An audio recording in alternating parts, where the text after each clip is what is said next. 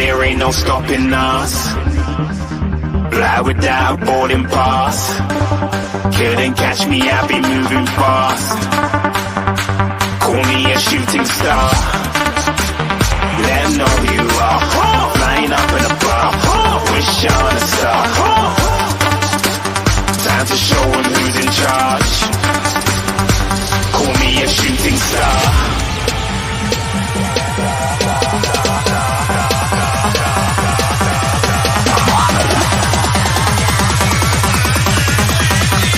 Shooting stars. Didn't even get to cross.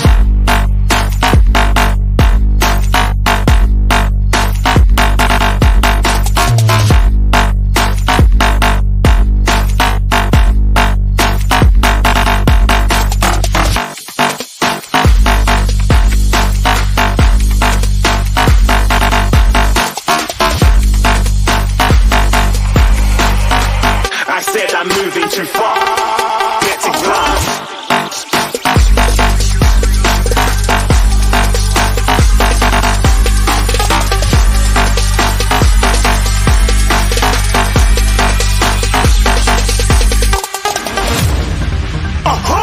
Looking at a shooting star. Got more than a couple of people going mad. I swear they're rooting hard. Said I might be big in the game like she went and got them breast implants. I said I'm moving too fast, didn't even get a glance. I'm ready to eat up track like I'm seated in a restaurant. If you had swag like mine, you know it's best to flaunt. We aren't hating because you aren't. Shining like it's neon, rock like kings of Leon. Shooting stars across the galaxy. I stand out, so don't be mad at me. Infiltrate, I'm with my strategy. When I turn up, then I just have to leave. Shooting stars across the galaxy. I stand out, so don't be mad at me. Infiltrate, I'm with my strategy. When I turn up, then I just have to leave. Yeah, shooting. Yeah, shooting. Yeah, shooting. Yeah,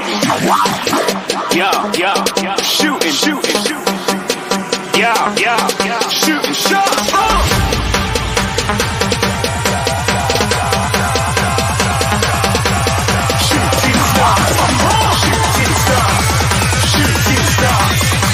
Shooting stars. Didn't even get to cross.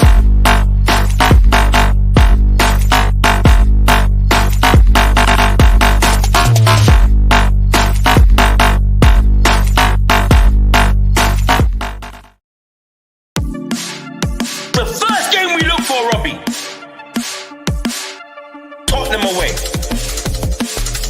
When we got Tottenham away?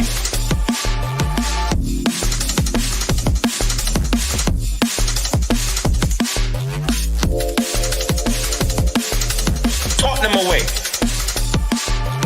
When we got Tottenham away?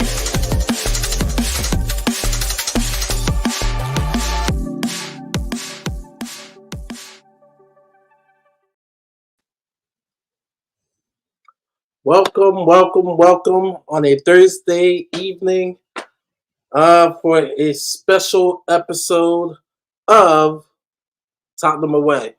Normally we have North London as ours, but people are on holiday, some in the mountains, some in the beach, and so show will return in about 2 weeks, our season preview. Hopefully we'll get some signings in. But we will be back with that show in 2 weeks. But we have plenty to talk about in regards to Spurs. Plenty, meaning non-signings that we are looking for. And it's August 1st. Literally, we have this month left to go in regards to transfers. And we have a lot to say today. Got a couple more people who are going to jump in a few minutes to have their say. And what I'm also going to do tonight is even put the link to get people to come on the show, have your say. The name of the episode is Can We Get More Experience in the Door? And it's going to be a good show.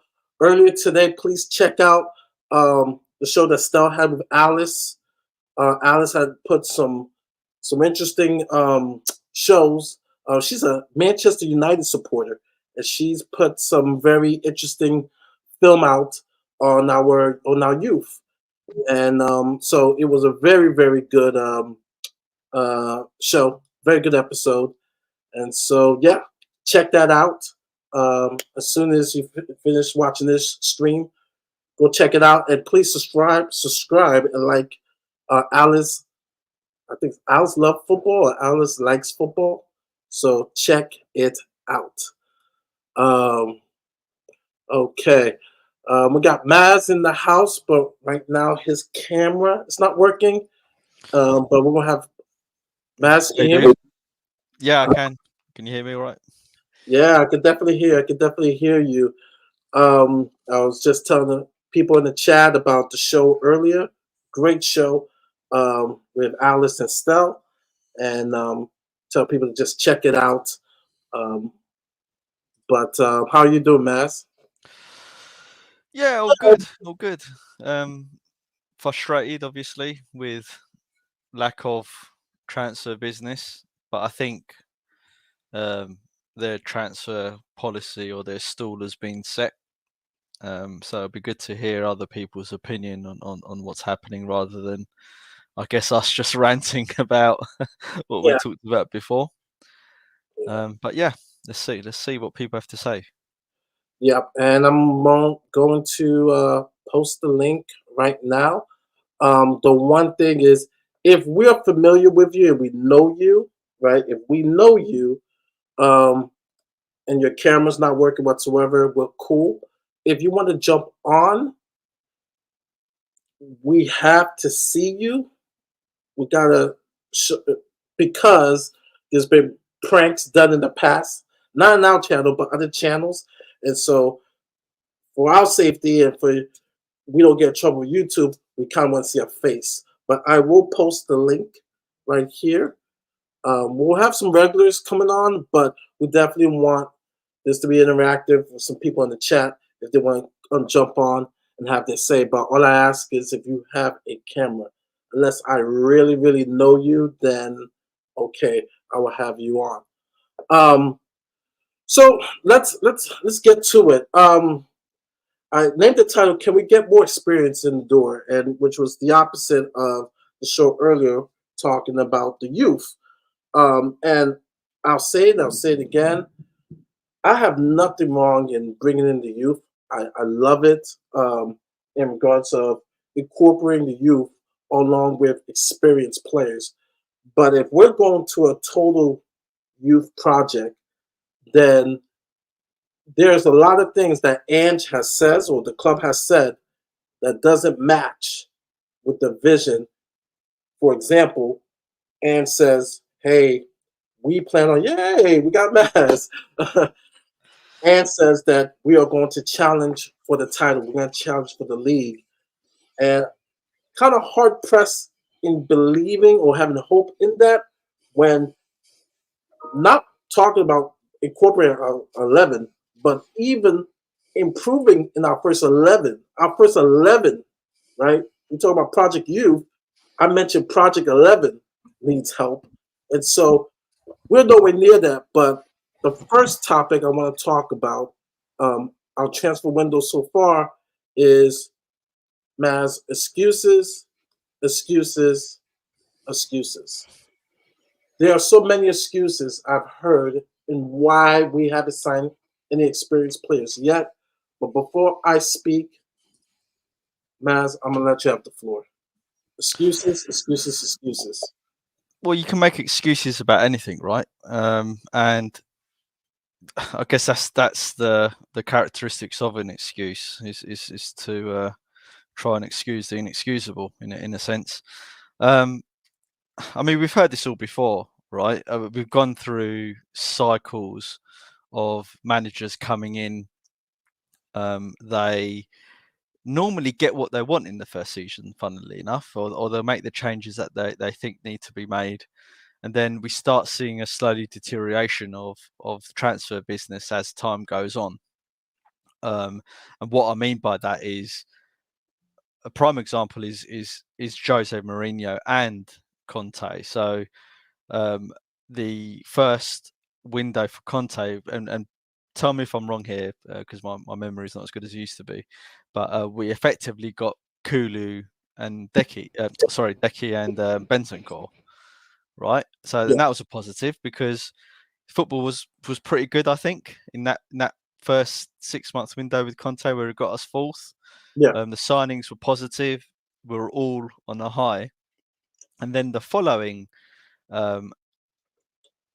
transfer window, where as we are now saying this is absolutely critical that we back this manager to get who he needs to come in. What happens? We get Richarlison, and we get Clement Longap, and we get players that didn't exactly fill us with joy.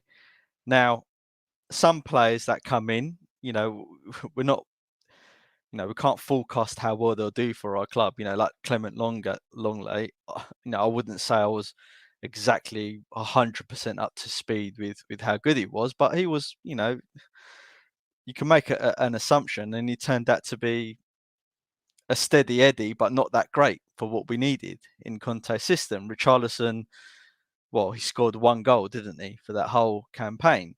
And I'm seeing parallels again with Jose. When he came in, we signed the wrong Fernandez, and we've signed Rodon instead of getting in quality defender like Skriniar. And I can see the same thing effectively happening with Ange. He I guess he got the initial flurry when he first came in. So we got the Van der Vens, the Ricarios, the Madison. But now it's in the same pattern as what's happened with the previous managers. When we really need to take that next step, we're falling foul to it, right? We're going through the same old cycle again and again and again. And it's what I warned about. I made it, especially last year. I became incredibly negative about what's happening at Spurs. Not that I wasn't negative before, I certainly was, but it's the truth, unfortunately, and the same pattern's repeating itself. So people can say as many excuses as they want. They can say this is a new dawn with all these young players coming in. But the reality is that whatever type of project this is turning into be, we've seen it before. We're not where we should be as a club. We've got a massive gap that we need to reach in terms of Man City, Liverpool, Arsenal, right? And we can't do it with youth players. And to fool ourselves into thinking that that by bringing in youth players, and I'm not saying our youth players are rubbish, some of them look very impressive, but there's no way we're gonna bridge that gap with those players, which goes to what you were saying, Mari, about bringing in experienced players and actually building on our starting 11 as opposed to tinkering around the edges. Yeah. And guys, we will talk about Solanke because that's the big transfer rumor, that is going on right now. So I say excuses, right? It's August 1st. I'm watching teams, right? Because the excuse was you have the Euros going on, you have Copa America going on. These deals are difficult. And I'm watching teams like West Ham, right, make move. I'm watching United make move. I'm watching teams who finish below us make moves, right? And the teams up top, because one of the excuses, right, I just named two, the Euros, the Copa. Another excuse is, well, the teams up top, they're not doing anything. Well, there's a reason why. They're on top, right? City probably has to make one move, right? Arsenal has made some move, right? Congratulations on them getting Moreno, who was extraordinary during the Euros, and getting Calafari, right? Liverpool, right? They're still waiting, but it's not too much moves that they need to make. We are trying to catch up to them, right? We need to make the moves. It was out of his mouth, and that says, I like to get my signings in early, right? I would like to get my people in early. But yet, all we have brought in, and don't get me wrong, that's nice having the youth, right? But we need help with the Project 11, like I said. I'm starting 11. And I'm going to harp on what I said on the previous shows, right? It's obvious we need help in the front three. We definitely need help. And right now, I know people have been debating here and there.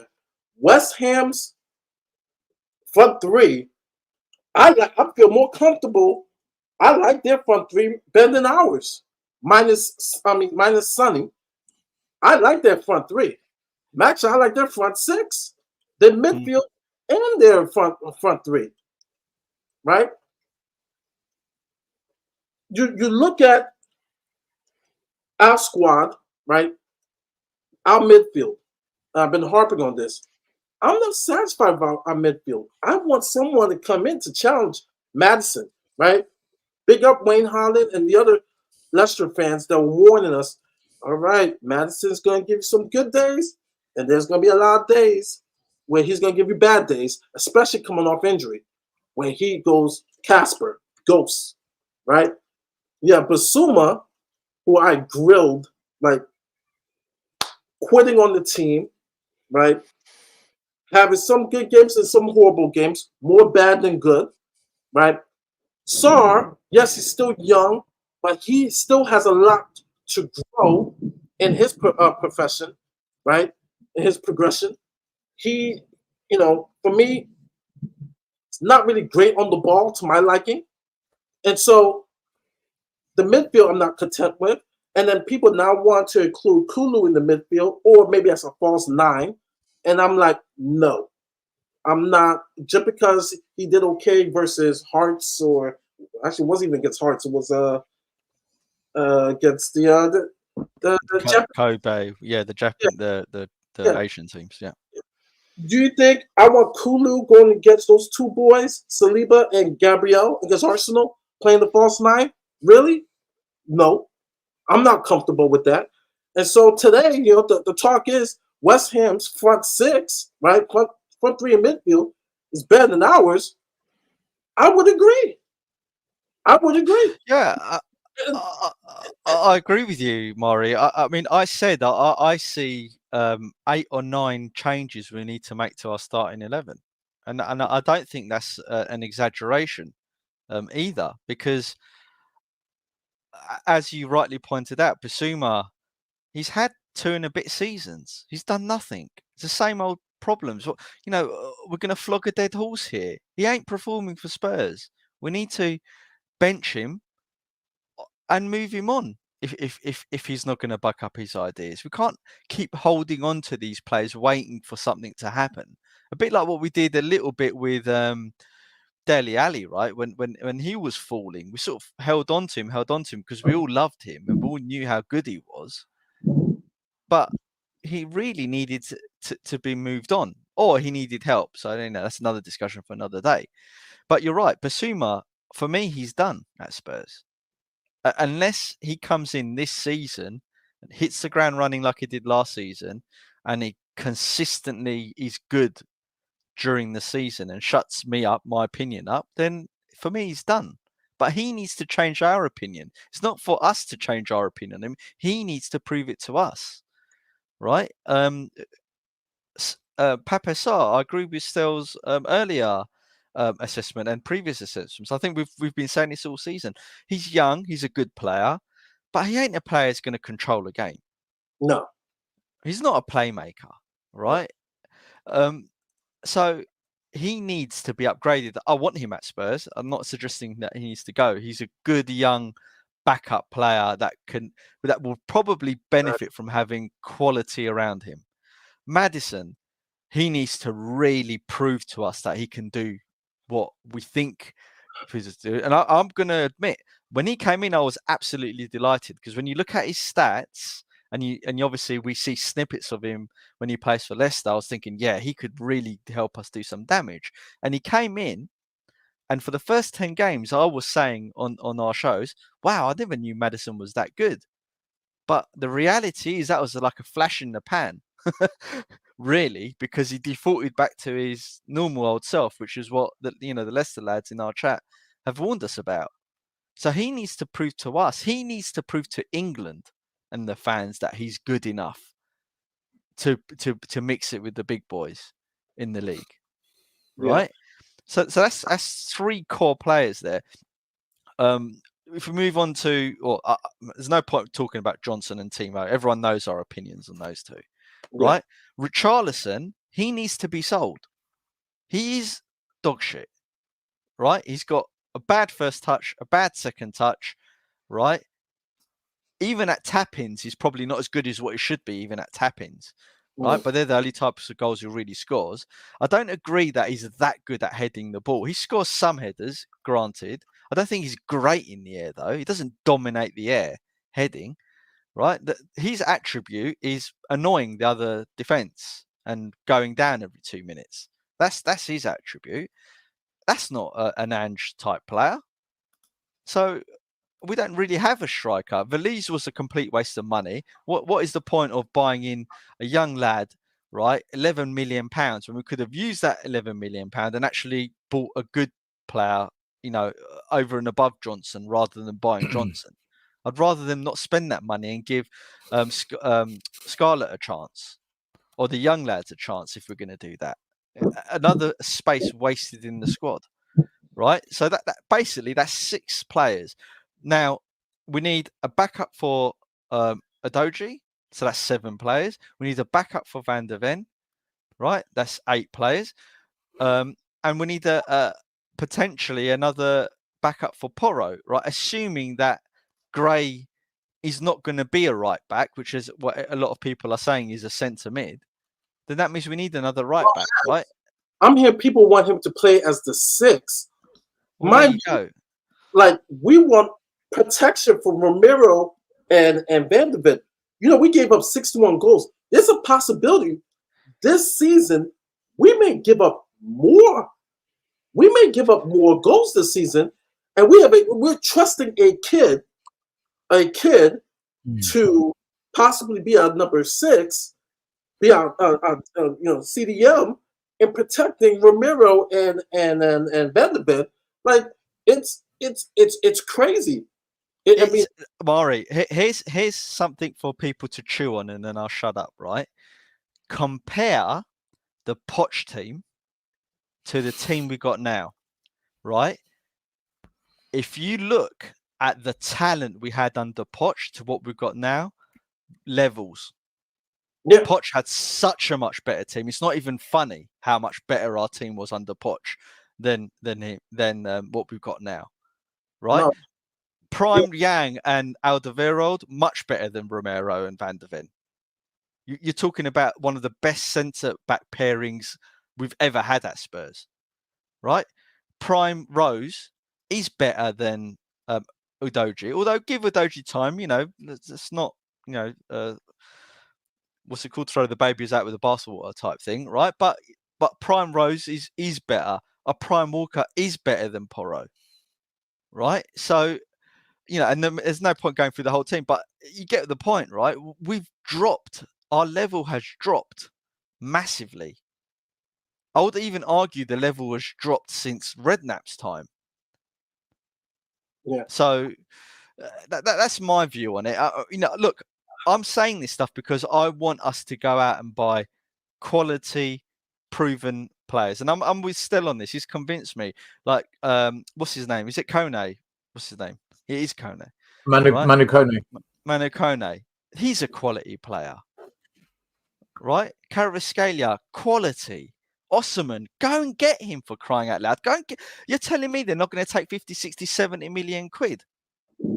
They're skint. They need the money. Yeah.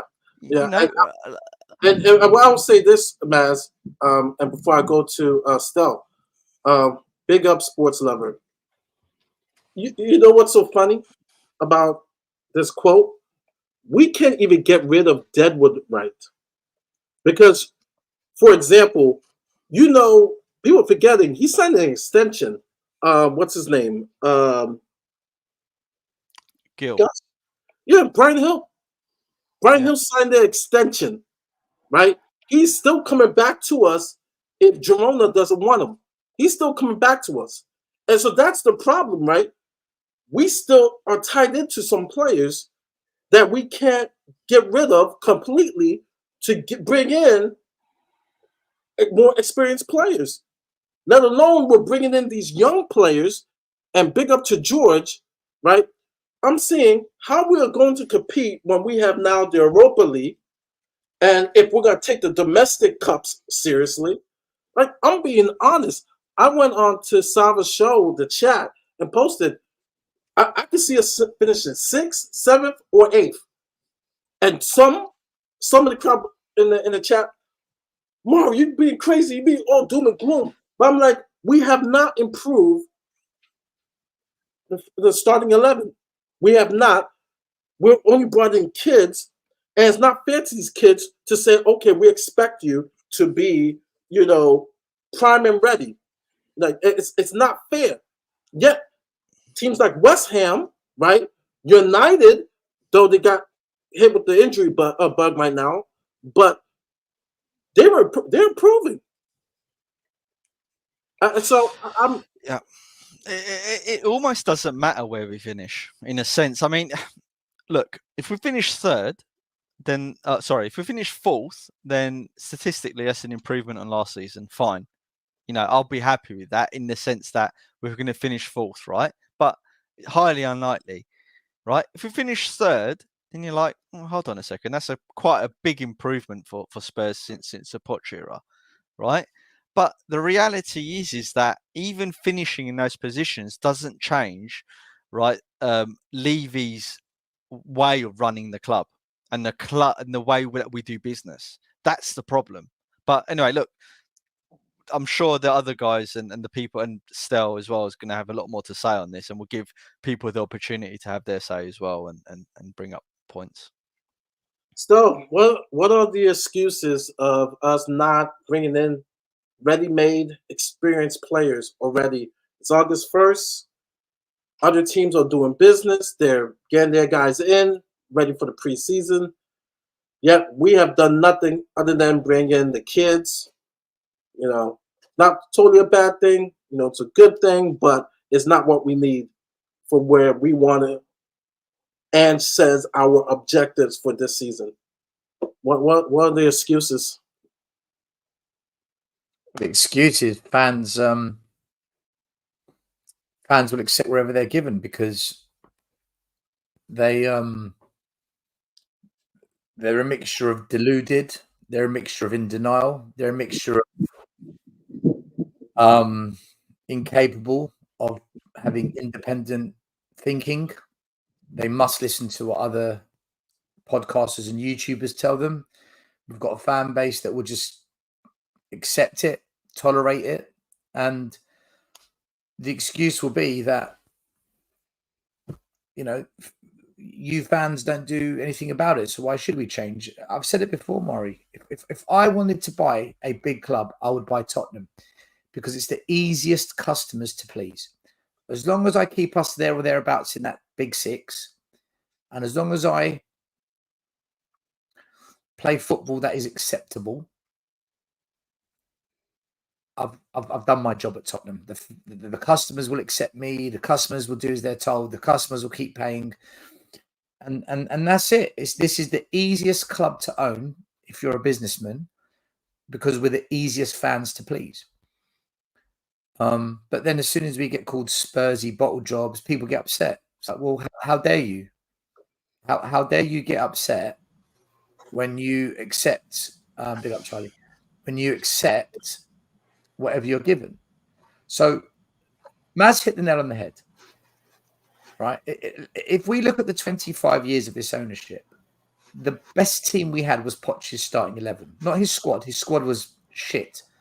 Starting 11 was bloody good. Okay.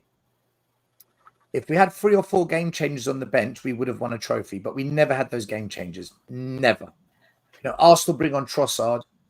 We brought on Loriente.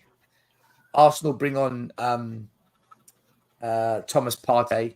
We bring on Harry Winks. Right, that is the difference, and even they are struggling to win trophies. Imagine, but it's a matter of time for Arsenal. Arsenal will get it over the line. It's going to happen because they're spending on the right players. So if you look at that squad, I would say that Vicario, Porro, Udogie, Van de Ven, Romero is pretty much as close as possible to what we had under Poch. Although I'll take Danny Rose over Udogie, and I'll take Kyle Walker over Porro defensively. Okay. So I think that's pretty much replaced. Wanyama, Dembele, Ericsson, Dele Alli, Son, Kane. We aren't even close to that. We're not even. These players don't even deserve to grace the boots of that Poch midfield and attack. Nobody in our team matches Moussa Dembele. Nobody can play the 6 role like Wanyama. No young player is as electrifying as what Dele Alli was for Spurs for those first 2-3 years. Yep. Nobody has replaced Kane or even come close to getting over 20 goals a season. Son, he's still here, but he's not the son of old. No midfielder, including Maddison, gave us what Ericsson gave us: goals and assists throughout the whole season, and he could boss a midfield, right? So let me tell you something. So I'll just you go on, Murray. No, I'll tell you this, because you talk about the front line, and sorry to interrupt, but I want, just because you talk about our attack. Yeah. You know, someone had the nerve to go on a stream and say that we have a better attack than Liverpool. Then I watched Liverpool under Arne Slot yesterday with their B team and Salah. And I'm imagining when they get their guys come back, we're nowhere near the Liverpool. They're liars. Like, Murray, they're liars. It's all lies. It's all lies. These are the same people that said Tottenham will finish above Arsenal. It's the same characters. It's the same breed of fan. They talk out of their arse. They do it to be liked. They do it to be popular. They do it to fit into communities. They do it because they don't have a backbone of independent critical thinking. These are not independent thinkers. They are cut and paste merchants. They're sheep, all of them. I couldn't care less how they feel or think about me. I am right every year. Every year we fail, I'm proven right. Every single season Spurs fail, I'm proven right. Every season, right? So if that's negative and if that's toxic, then guess what? They are the epitome of a waste of space because they are wrong every year. So how can you compare us to Liverpool, a team that finished, was it 20 points ahead of us, won a cup, got to a semi-final of a cup or quarter-final, whatever it was, played in Europe? What planet are we on here, people? Like, what is this delusion, this pandemic of denial, I'm calling it? It's a pandemic of denial. These people are thick, man. I don't want to get angry, Murray, but I just think they're stupid people. I know, see, there's a very thin line between having an opinion and it being called and needing to call it out. A very long time ago, people thought the world was made of cheese. Well, how stupid were they? Right? The moon was made of cheese, sorry. They thought the world was flat. So if anyone tells me the world's flat, I've got to sit here and accept it and say, well, you know, everyone's allowed their opinion. Everyone's allowed. I'm going to say you're thick. I'm going to say you're thick. Still, everyone's allowed their opinion. 25 years of the same crap. Everyone's allowed their opinion, but it's got to stand up to scrutiny. Correct. And it doesn't. Right? And then they get upset when you want to criticize it or test it. Right? You can't have it both ways. If you can have an opinion, you have to accept that people are going to test your opinion and deliberate and see whether what you're saying is true or not. So yeah. Maz, I had a young lady on the show earlier on, Alice. Alice talks football. She's almost at 100K subscribers. She's well known in the YouTube scene. Talks well, right? She talks well when it comes to football, better than a lot of Spurs content creators, I have to say. And she said in our chat 2 things that stuck with me. One was, your front line's not really that good enough, like the front 3. And I'm sitting there thinking, been saying this on our channel for about 2 years. And then she said, do you think Levy is going to do what Ange needs? And, how do you think Ange fits into this? And I thought, been chatting about that for 6 months on our channel as well. She's not a Spurs fan. Spurs isn't a threat to her club. She looks at us with a complete set of independent eyes. We're not a rival of hers in that sense to her club. When she's saying that, it beggars belief how our own fan base have not got it in them to say it. I think our own fan base can't say it. I agree with what you said, still, right? But I think you've sort of, and it shouldn't have struck you that hard, because why do you think we're called Spursy? There's a reason why we're called Spursy, because the same things keep happening to us, and only us, right? So you only get that stereotype or that saying against you if there's an element of truth to it, or it's true, right? You won't get it if it's not true. So other fans, when you speak to other fans, and if you don't, I'm sure we've all done it, where you speak to someone about football and you don't tell them what club you support, right? And then they start speaking about your club and you get their analysis. And some people say, you know what, that Kulu looks really good, right? Or they'll pick out certain players that we know that they've got limitations, but other people don't. But when you speak to Chelsea fans when they were good, United, Liverpool, Man City fans, right? Not telling them that you're Spurs and you start speaking about Spurs, they know that we've got crap players. And they know that even if we've got good players and we go on a little run, we're going to bottle it in the end. Or we're going to do Levy things or Spursy things.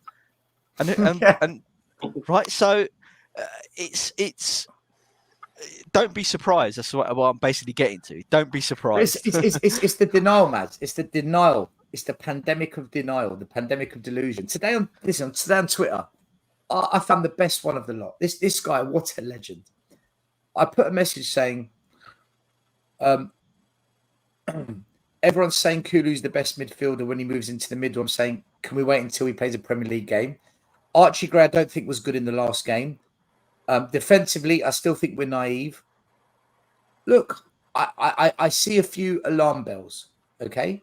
This guy comes and replies, mate, calm down. You don't get it. It's only pre-season. You can't say all these things when we're chopping and changing. And, don't judge Tottenham pre-season. You're just being negative. And I replied saying, don't you dare talk about how amazing these kids are. It's only pre-season. What you got to say about that? Your own logic on all the hype and hysteria you've created. If it's only pre-season, so let me calm down on Kulu, let me calm down on the tactics, let me calm down on Archie Gray. Don't you dare praise everyone during pre-season as well then, because it's only pre-season. You can't have it both ways. You can't have your whole cake and to eat it. The logic doesn't add up anymore. If you're going to praise all the kids, then I'm allowed to criticize things as well when I see it. And look, I know exactly what's going to happen next season. We're going to have a really good period, a really good patch. Everyone's going to wet themselves. Everyone's going to get hyped up. Everyone's going to come to Tottenham away. What you got to say now? You're in the mud. You lot just hate the club. And just proving you wrong. And then at some point, the shit will absolutely hit the fan. And it will be the implosion of implosions. And they will all go missing. They will all forget all the crap and the abuse that they gave us. And then come end of May, no trophies. No trophies. Maybe a Carabao Cup with the minor miracle. Before I go to Charlie, I will say this: you're giving a nice outlook. If we don't make a move, which is still possible, I think we're gonna start out the gates rough. I think it's gonna be bad. Now, I'm not going to say he's going to be out of the job by December, but I think it's going to be bad. I mean, unless we get a striker and a winger, I don't think it's going to start off good this season. Now, before I go to Charlie, because I want Charlie to talk about the bomba that has come out about Solanke coming in. And I want to read this because this is, uh, box office, right? I love when Alex says story time with Alex. So this is, I'm going to steal his bit a bit. Story time with Mari. Let me read. Let the music in the background. Fabrizio Romano, exclusive. Tottenham, explore, interested FC, looking FC, Tottenham, explore FC, move for Dominic Solanke. He's among targets for Spurs. Difficult deal. Read that again. Difficult deal, because it's never easy for us. Difficult deal, as he is the key player for Bournemouth. No formal bid, used to that, to Bournemouth so far. Spurs exploring FC options to bring in a new striker and potentially new winger based on opportunities. Period. I smell bullshit. I really hope. I'm going to be honest. I really hope we sign Solanke because he'll be like replacing Richarlison with another Richarlison. For 65 right? still. Yeah, it's just what it'll be, and it'll just prove our point again. I mean, look, it would not surprise me if we sign him. Let's put it that way. It would not surprise me. Charlie, you have first say. Solanke, incoming. Yeah, I mean, first of all, big up everyone. Big up the panel, chat. You know, always good to be on here. Yeah, I mean, where do I even begin? You know, the season ended. I went on holiday for like 2 weeks, you know, just drained out. No more Spurs, Euros. And here we are again. In 1st of August, not even July anymore, 1st of August. Here we are. But anyway, Solanke. Yeah, I saw the story. I mean, it's first of all, Solanke, if you look at the player, you know, I will say, yeah, he had a good season last season with Bournemouth. Very good, in fact, got a lot of goals. You know, I'm a big fan of how Bournemouth play. I like their manager, Iriola. For those that haven't followed him, very, very good manager. I think we've got to watch out for them next season. I think they're going to kind of push on further, Bournemouth next season. I think with Solanke, it's one good season, though, isn't it? Like, he was very good last season. By the way, big up, guys. Thank you. Yeah, one good season. Before that, you know, he couldn't hit a barn door. Like, he was one of these strikers that just couldn't score goals. Not many goals anyway. You know, did it in the Championship for one season. You know, went to the Premier League again, didn't do anything. Before that as well, Chelsea, Liverpool. You know, he was a bit of a journeyman in a way. Between big clubs, they couldn't really, you know, nobody could keep him. Nobody really was convinced on him over at those clubs. So, for me, you know, I don't want it. I don't think that Solanke would improve us. You know, would he improve us in terms of, you know, better than Richarlison? Probably, but at the same time, the margin is very slim. Like, he's not going to come in and be the guy that adds goals to our team. Like, yeah, he had a good season last season, but, you know, he's at his age. He's 28, 29. You know, this is a guy that's only hit one great season now in his career. I don't think. Again, I look at the players we're linked with and him. He's not the guy that's going to come in and change the problems that we have. Like, for me, if you're looking at strikers, the guy, I'm not saying it's going to happen, but the guy I'd go and get is Grokeres. For those that haven't watched him, yeah, unbelievable play. I was even saying that when he was at Coventry. At Coventry, this guy had something when he was in the Championship. Went to Sporting, was brilliant. Now, yeah, for me, if we spend 65 million pounds on Solanke, I genuinely, I have no words, because, you know, we talk about I guess the narrative a lot of the time is Levy. We don't want to splash out money on certain players. But then if we buy Solanke, for me, it just falls into the same breath of, we're happy to go and spend 60 million on Richarlison after his his best ever season with Everton was 12 goals, albeit in a struggling team. Plus, Richarlison was actually a left winger when he was at Watford, and I think it was Fluminense in Brazil. He had always been a left winger. Everton only moved him to striker because of Calvert-Lewin's injuries. So we had Richarlison. We bought Brennan Johnson for 50 million, who had one okay season for, again, a struggling side in the Premier League. When I keep saying this, there was so many players out there that we could have gone and got for cheaper. Just for example, if you don't even want to say cheaper, right? Brennan Johnson and Richarlison, we could have got Zaha at the same time. We could have got Zaha on a free before he went to Galatasaray, and we could have got Kamada on a free. I'm not saying those two players are the players that are going to take us to the next level, but what I am saying is those players are players that will do a job. Especially with Zaha, he's a Premier League proven player for years. Still doing well at Galatasaray. They just won the league with 102 points. So those two were free, and we couldn't go and get them. I'm willing to, at least try for those. Zaha went to Galatasaray, Kamada went to Lazio. So it's not like we're competing against, clubs, like Real Madrid, Inter Milan, those kind of teams. And so if it just makes no sense to me. If we're willing to pay that money on Solanke, why aren't we willing to pay that money on an Eze, which is his release clause, 65 million, his release Wages. clause. Yeah. Wages, Charlie. Yeah, but you say wages, but like we're giving Timo 160 grand a week. So if we're willing to do that, why aren't we willing to give it to a good player? Because Timo doesn't require long-term commitment, right? Because it's a loan, right? And we're not playing a fee up front. So in Levy land, that's a good deal, right? So he's happy to do that. He did that for Perisic, right? It didn't really cost him much, right? He's willing to pay him the wages because he hasn't had to outlay up front loads of money. So I think Perisic was a good signing. Absolutely. We should never have let him go. A lot, actually. Especially before he got injured, he was contributing off the bench with assists. Like, genuinely, last season, he was our best forward, apart from Son, I thought. What we would give now to have him back, right? Yeah, 100%. Honestly. I think, with the Solanke thing, for me, it's yet another example of, us not learning from previous recruitment mistakes.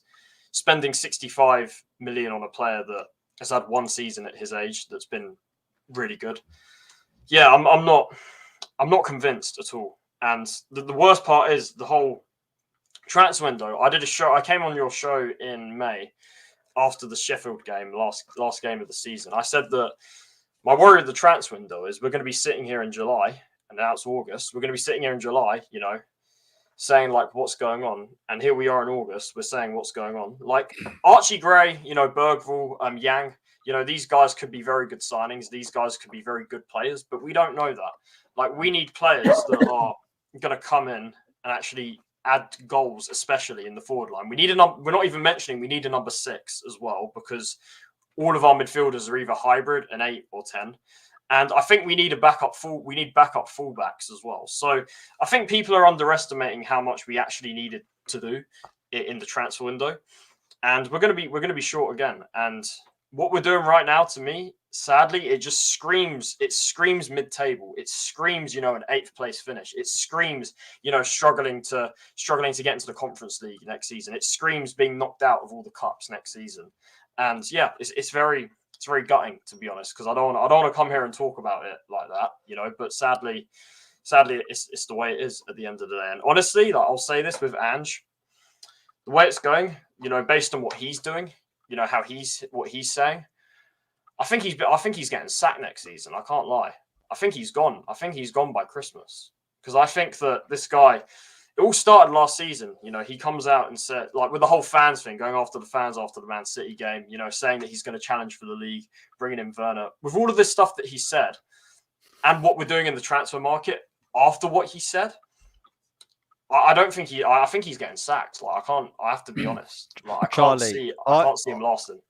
In one of the shows, I think it might have even been during the time when we were on a good run and Stel lost his head and thought we were going to win the league. right? But it's during that I time. never. No, I never. It's during that time. What I think it was it probably was Mari actually. I think Mari was talking about, if we finish at this point, like high up in the thing, it'll be a good season for Ange. And I said, no, actually, no, I don't think that.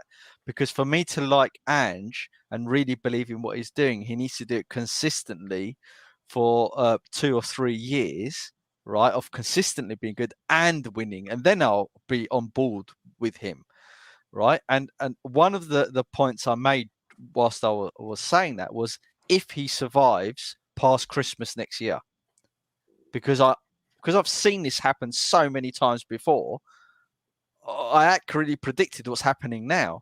And I still think if he survives past January, it'll be a bloody miracle. If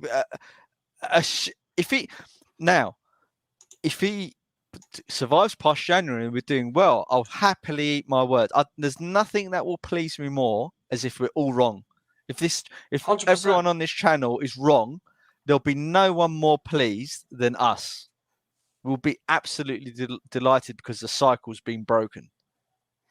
But unfortunately, I don't think that's going to happen. So I think, Maz, sorry. I think in previous summers we've looked at it and said, you know what, maybe there's hope here. Like even last summer with Vicario, Van de Ven, coming into the team, Madison. Even the summer before with Conte, when we got players in early, I know it was a full storm, but there was a change in policy instead of leaving it till the last minute. But I think with this year, there's no way it can be sugarcoated, because before you look at certain aspects, you're like, yeah, maybe this could happen, maybe this will fall into place. But now it's so obvious. That's why I said it screams finishing 8th. It screams being knocked out of the cups, because there's nothing there that's like a consolation to say maybe if this goes this way, if this falls into place, we could actually do something. But there's nothing there that suggests it. The fact that we haven't brought in a first team signing, I would call it, somebody over the age of 18, says that to me, because we all saw it, that we need a lot. We need a lot of players, and we haven't done it. And we're on the 1st of August. Charlie, it's it's a massive con. It is the biggest con. They're liars. They are lying to everyone, and they lap it up, and they absorb it like it's honey, like it's some the eternal water of life. They brought in Scott Munn. What the hell has he done? What has he done? They brought in Lange. He signed Dragusin. Great. Sits on the bench. He signed Bergvall. Let's see what he's got. I think he actually might be good. He signs Timo. He should have been sacked for that. Then we get to the summer. They've had a whole year. He doesn't do anything with the manager, right? That does nothing. He had a whole year to sit with the manager and say, right, what do we need? Where do we need to strengthen? Where do we need upgrades? Who do you want out? Let's sit there, plan it. We got data analysts. We've got a new scouting team. All the pieces are in play.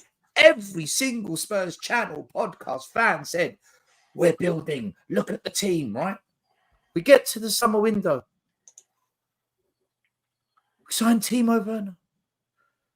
We sign Archie Gray. Is that what they've been planning all year? Archie Gray. 40 million. 40 million for an 18-year-old that's never played in the Prem. Right? They bring in Feeney, some random kid from Ireland, 16. They bring in Yang. Out of nowhere, they pull it out of their backsides. Yeah, all year we've been planning. We want Yang. And he's going to come in January. Is this what they've been planning? Is this what they're about? Is it? Come on, man. Let's get real. They lie. They use the media to spin their lies and create a different narrative. Fans sign up to it. They buy it. They lap it up. I actually don't care if we go and sign 2 top players now. I couldn't care less. Honestly, I couldn't care less. I'm drained of it, man. I've seen it all before. Still, we don't need 2 top players. We need 3 or 4 minimum, just so that we can stay where we were last year. Do you know, with what you said there, right? Charlie, I was going to say, it's almost like a Ponzi scheme, because we move from White Hart Lane into a beautiful new spanking stadium. We are the 8th or 7th richest club in the world. We made second in revenues behind the Dallas Cowboys of the NFL. Yet I'm looking at West Ham, Somerville, Fulkrug, winger and a striker. Yet we're only signing 18-year-olds. I'm watching them cook, do business, right? I'm watching them do business, and you're telling me West Ham can do that, but we can't do anything? Like it's the joke is on us. It's been on us. It's absolutely unacceptable.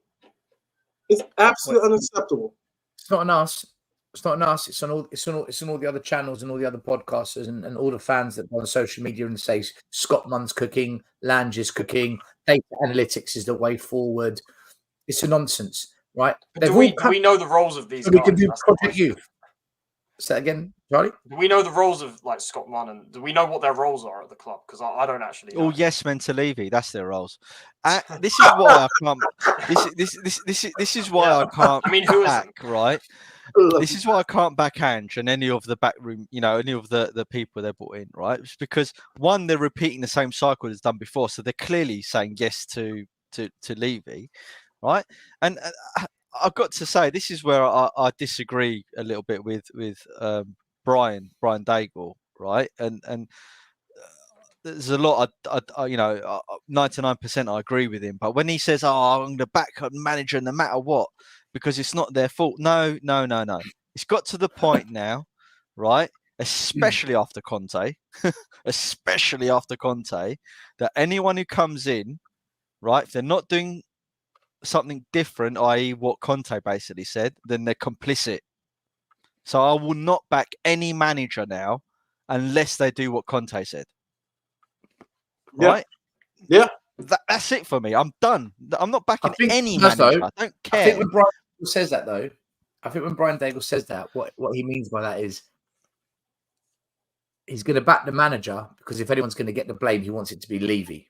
I think that's why his stance is. Yeah, but people don't think that deep, unfortunately. You gotta have the balls, and I understand what Maz is saying. You gotta have the balls, like you gotta stick up to the board. And say, Timo Werner again? No.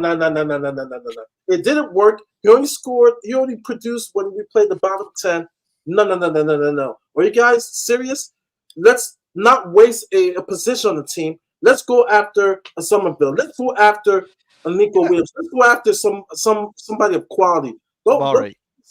Like I got poached, right? I got poached from a few years back in my corporate life. I got poached from one company to go to another, right? And they brought me in.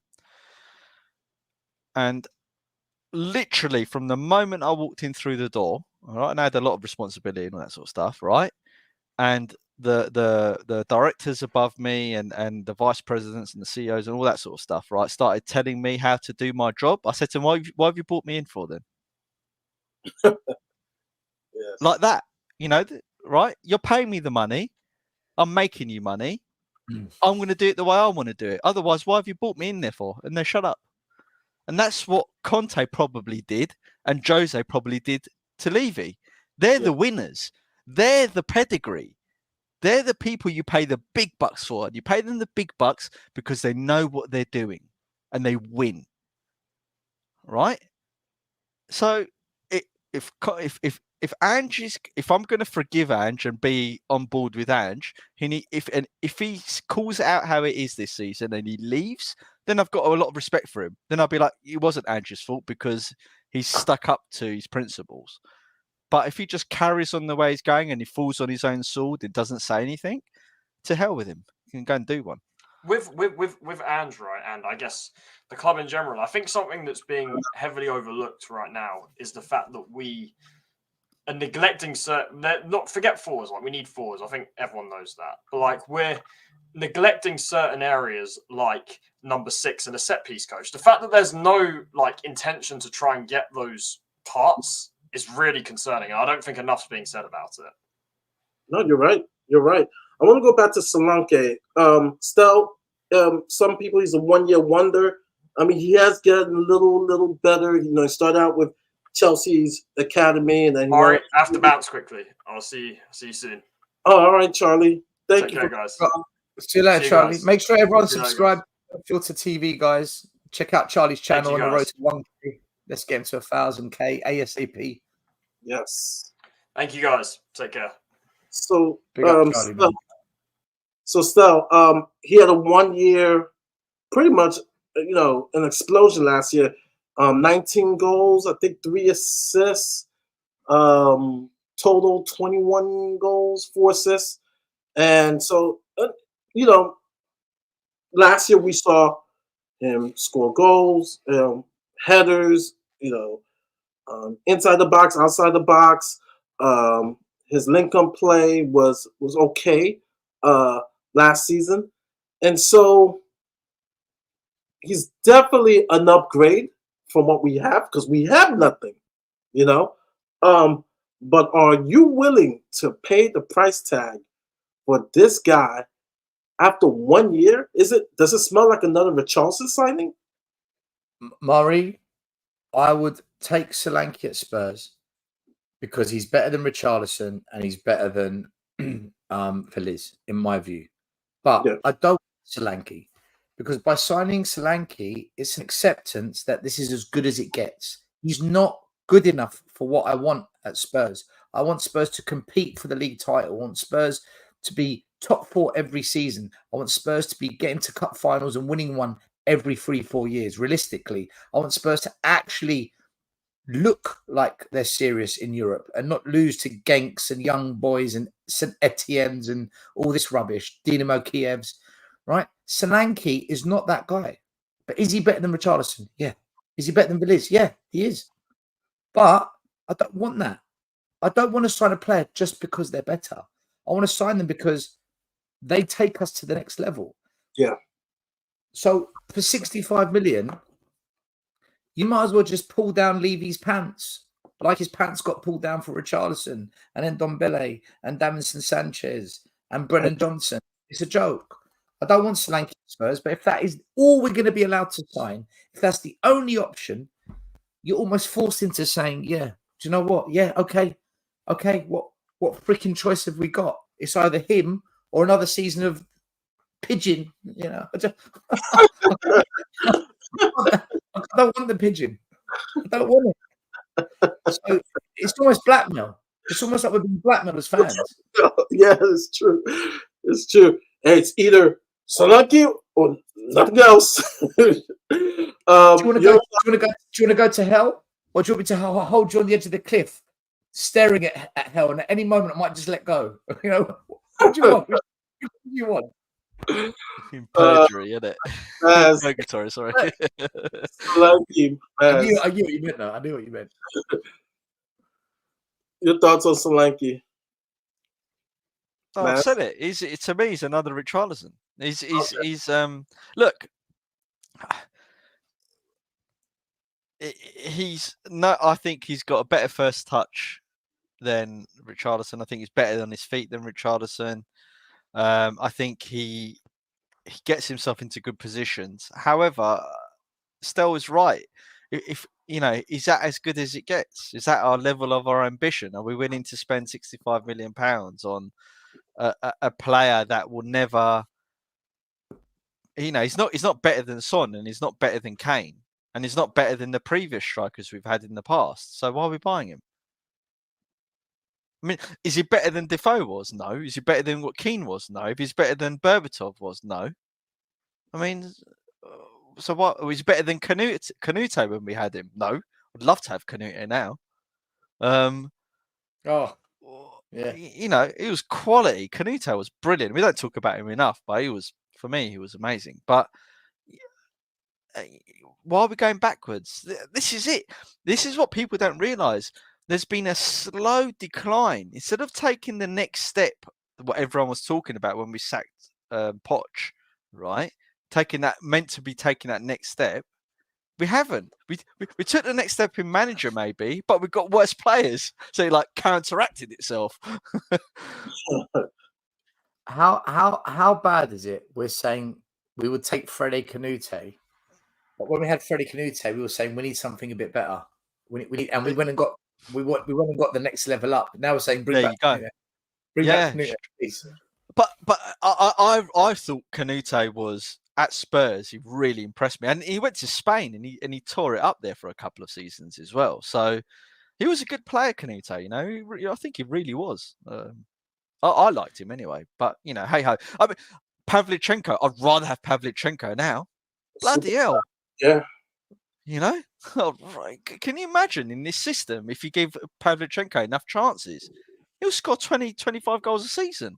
Can we just have it on the record that we sold Harry Kane for £100 million, right? The club striker for £100 million, and what we've done is spend 13 million on Veliz. Yeah, just Expressions had it right. He done a little video, didn't he? He goes, "Where is that goddamn money gone? Where is that money?" Brennan Johnson. We know where it is. Yeah, exactly. We know that, right? But where is the bloody striker? Fuck me. I guess I'm spoiled because, you know, I came in when I started rooting for this club. We had Berbatov, we had Keane, then Defoe, you know, Gareth Bale, then you know we had Soldado. Didn't work out, but Kane immediately came in, Sonny, and now it's just like we still have Sonny, but you know now on the other side of his career, and it's like the quality that we have now forwards up front minus Son, it's like the worst. I think since I've been supporting this club since 07, it's the worst. And yeah, 100%. I'd rather have Adebayor. I'd rather have Adebayor and who else was up front with him? And Pav at the time. And Soldado. Well, I don't know if I'd rather have Soldado, but at least Soldado had a good first touch. Yeah. I mean, on this team, you will actually do well, Soldado, because all those crosses into the box, at least, you know, he won't miss the barn, you know, like Timo Werner. So, I mean, I'd rather take Soldado than Timo Werner. I mean, just the quality of us, the players we sign now.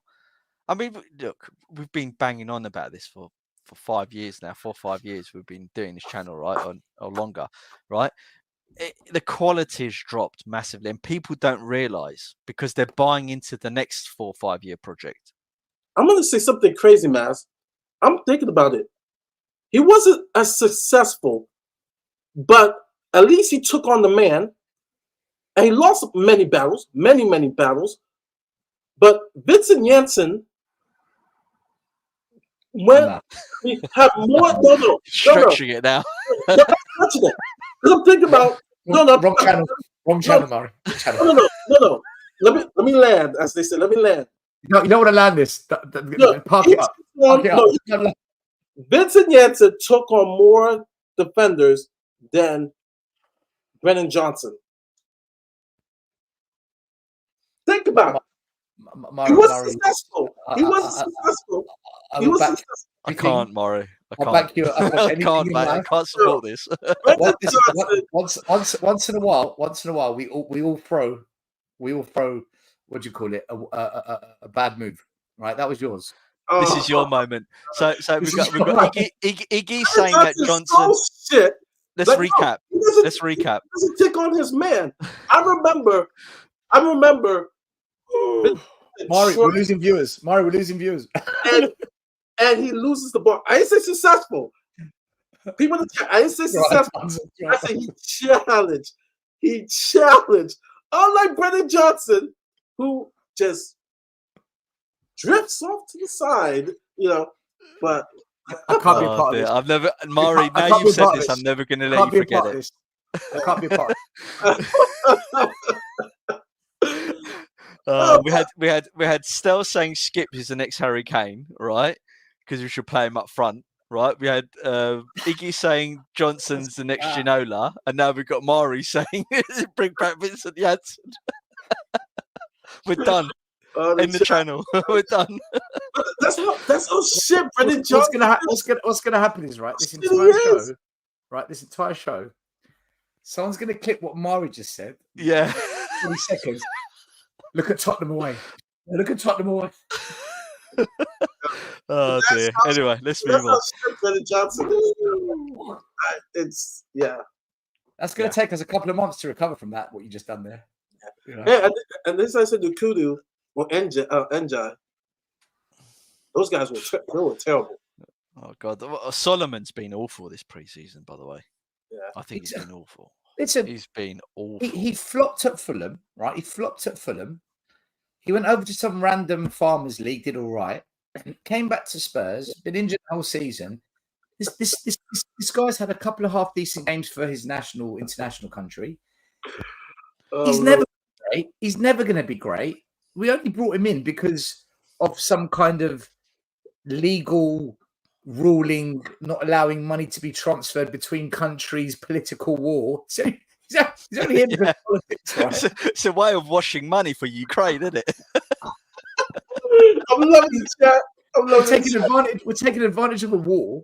It's the only reason. This is the only reason he says. No, actually, oh my god! Do you know what? I actually think what happens is we've got this new recruitment team with Lange and Paratici being an advisor and Scott Munn somewhere and data analysts. And what they do is they've got a program that runs and looks at players playing in war-torn countries, players that have got a year left on their contract, and players that could potentially want to leave.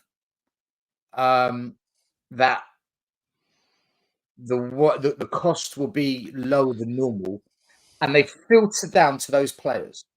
They don't do it by what's the best out there or what's the perfect players for Spurs or the system. They literally do it based on a financial contract model, and they say, right, this is where we're going to look at. This is where we're going to work, and they go for those players, and that's why you end up with a Solomon, a Timo Werner. That's why you end up the odd youngster that they think, you know what, this one could be worth double in 4 or 5 years' time. And then you get the odd one or two that are an anomaly, like a Romero and Van der Ven. Because if you think about it, Basuma, 1 year left on his contract. Madison, relegated, 1 year left on his contract. Bergvall, great, cool kid. They didn't want him anymore. Right? Exactly. Yeah. We haven't gone to a club and said Perisic, end of his contract at Inter. Perisic, end of his contract at Inter. Emerson, not wanted by Barcelona. Right? We don't go to a club and say that is a really good talent. We're going to prize him away from you. This is why I'm not on the Paratici train, right? Because look, there's no denying that we've bought some good players, but we've got good players. We've got good players under the previous directors of football. So why is what he's doing more cooking than the other people that have come here? For me, it's a little bit worse now because I don't even think the good players we're buying in are as good as the old players we got rid of. Right, so Romero, fine. Look, there's no denying he's won a World Cup, he's won Copa Americas and stuff. But for me, he's not better than a prime Yang and Adavero. It's nowhere near as good as they were. Right? No. Van der Ven, we'll see what happens with him in the next 3 or 4 years. But in our current state, there's no way Van der Ven should be staying at Spurs in the next 2-3 years. He should be thinking, I'm really good. I can run as fast as Usain Bolt. People need me to play a high line. So I'm going to, I don't know, Real Madrid or Barcelona or something. Right? So don't know, man. Vicario's the only one I think that I was like, bloody hell, that's come out of nowhere, and he's brilliant. Even at corners, he looks a bit suspect. Let's be honest. Yeah, but surely that can be improved. I think that can be coached, though. Surely that's a coachable thing. But we haven't.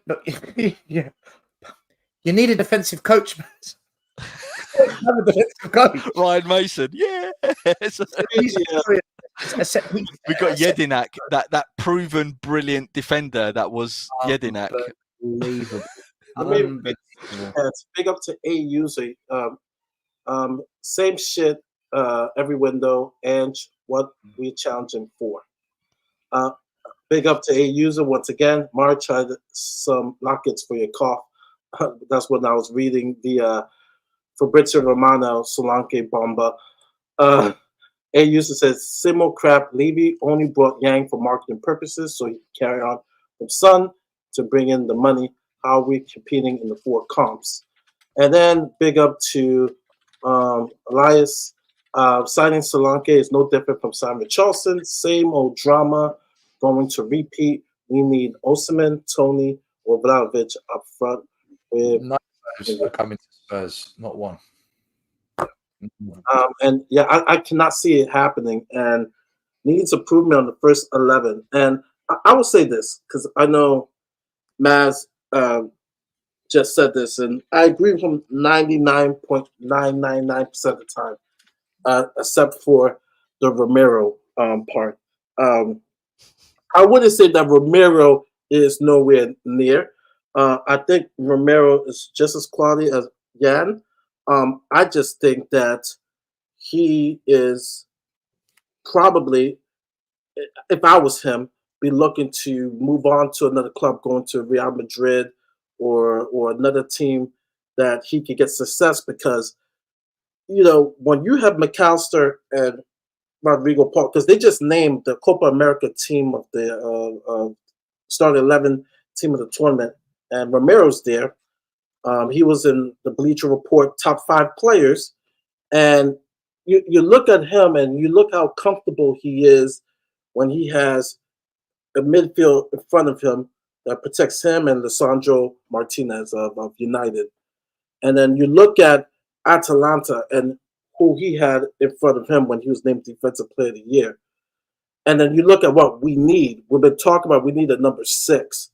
And it was real frustrating because when I watched the games where he's actually playing both positions as center back and CDM, and then I see him a couple of times, and there were plenty of times within the past season where he is doing some beautiful pass-through balls on long balls to our front 3 and just wasted opportunity. Just wasted opportunity. Yeah, I don't know. Look. So for me, I would just say that it's almost like he has 2 jobs to do. And for him, he will shine even more. Because I felt he shined last year for us, but he will shine even more if he was on a better team that has better players around him, especially I mean, I don't really want to labour the Yan and Romero comparison, but look, there's no doubt Romero is a brilliant defender. There's no doubt about it. He's won, trophies for his country, man. He's getting picked. He's winning. He's just never going to win at Spurs. So I hope, and for his own sake, I hope he realises that. Murray, are we up the show to other fans to come on? Yeah. Yeah, I put the link there. I think we need to pin it or something because maybe it's got lost. Yeah, I didn't know. If anyone wants to jump on the show and have a say, I've just put a link in the chat. Feel free to jump on, guys, and join us. Talk to us. You must have your camera on, though. That's the only thing. Yeah, no camera. Earlier. Yeah, we cannot take that risk. You must have your camera on. But it goes back to the question: need improvement for the first 11, and I'm more agreeing that for me, I would rather if you told me I had to choose one. I'm being really honest. Between a winger and a striker and a proper 6 CDM, I'm actually going to pick the CDM. I'm going to pick a proper 6 because we need to protect our defense in leaking goals. I think that's the most important thing. Yes, I know our attack is crap, but at least you have Sonny, and a dead clock is right twice a day. And what I mean is that as many shots wasted by Richarlison and Brennan Johnson, okay, they may get one. But when you shore up the defense, you're always in the game. And you look at Arsenal, right? There was a few games where no, I'm just saying that there were a few games they were misfiring, but they got points because their defense was amazing. Their defense. Look how their defense is set up, though, Mari. The fullbacks don't invert to the bloody edge of the box. They're not in the halfway line every game. Go on, Yeah. Maz. Let Maz do it. No, Go no, on, Maz. and- I was going to say, I was going to end with, Yeah. the tactics doesn't help either. I was going to say that the tactics doesn't help. I almost think the tactics is almost making our midfielders look bad as well, right? It doesn't just extend to the defenders because you play a high line and then you're compressing that whole midfield and attack line, right? And we play with no width, and our fullbacks are inverting, right? And we're asking players like Bentancur, and let's be honest, Bentancur didn't have a good season last year because of his injuries and stuff, but you're asking them to carry the ball and pull off miraculous moves and especially with a team that's well drilled and presses us, then we end up losing the ball. Then you've got other midfielders like Basuma just doesn't track back because Conte told us the reason why. He doesn't understand the tactics, so I'm assuming he doesn't understand handball. So there you go. Craig, I know you're trying to come on, but Craig, I gotta see you clearly because I removed. We don't know what you're showing, bro. You don't know showing what anything. And so for me, This isn't OnlyFans. This isn't OnlyFans. Yeah, I gotta see your Although face. people would like that. Have a shirt on, but basically you have to be presentable. And that goes for anybody else. Just have the lights on in the room, man. Yeah, and have the lights on too. But no, I agree with you. That the tactics doesn't help the midfield, but I still don't see. I know people. Guys, you honestly think our midfield is good enough? Do you think Skip, Star, Basuma, Bentancur semi-fit, Lo Celso is injured, Maddison only half a season up? Is our midfield even close to the only one that I'm willing to give grace to is Bentancur, purely because I know he was brilliant under Conte. I really liked him under Conte, right? Yeah. And he did come back from a really horrific injury, and he got injured again when he came back. So I'm willing to, give him, to keep him, because I don't think he's even that old. So, he's certainly good enough to be on the bench. But you're right. I don't rate our midfield. I don't think we control games. I don't think we boss midfields and dominate the opposition. I think we get pulled out of shape. Do you remember what I said in the first two games of the season? The first game, I said I don't understand our tactics, or in terms of the inverted wingers. The second game is I kept going on for about what is Maddison's role in terms of playmaking, because he doesn't seem to be like Eriksen, right? And I didn't get it even for the first 10 games, and in the end, I got proved right on both those counts. Didn't understand tactics. I don't think anyone bloody understands his tactics. It's like suicide football, right? And Maddison, he isn't an Eriksen. He just isn't that player. He doesn't have the same passing range. I don't think he's as creative on the ball in terms of creating chances. He does that now and again, but it's not like what Eriksen was. He's not a free kick specialist. Eriksen used to score free kicks. Eriksen was quality every season, man. Yeah, he was quality every season. And Eriksen didn't he run the most in the whole team as well? He did, didn't he? He posted that he ran the most kilometers nearly every game. It's probably why his heart gave up, because he was like constantly running. So yeah, I'm not convinced by Maddison. I think, as I said, my thing this season is the players have to prove to us that they're good. Not us just believe that they're good because they're famous. All right, we have our first guest from the chat. We have Ed Manchurian. Welcome. Sorry, welcome.